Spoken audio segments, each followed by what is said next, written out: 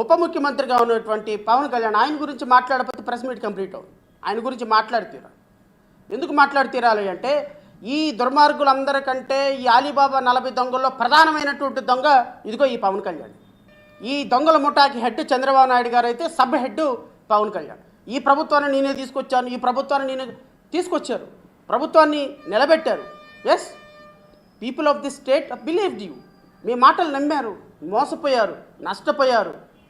20 లక్షల ఉద్యోగాలు కల్పన చేస్తానన్నారు. ఎన్ని ఉద్యోగాలు కల్పన చేశారో నేను ఇప్పుడు మీకు చెప్తా, రాష్ట్ర ప్రజలకు వినిపిస్తా. ఈ డాక్యుమెంట్లన్నీ అవే. 60 లక్షల మంది నిరుద్యోగులకి మరి నిరుద్యోగ భృతి ఇస్తారన్నారు కదా సార్. మీరు ప్రజాగళంలో చంద్రబాబు నాయుడు పవన్ కళ్యాణ్ గారు జాయింట్గా రిలీజ్ చేసినటువంటి మేనిఫెస్టో ఇదిగో ఈ మేనిఫెస్టోనే మీకు రేపు శిరాఘాతం కాబోతుంది, గుర్తుపెట్టుకోండి.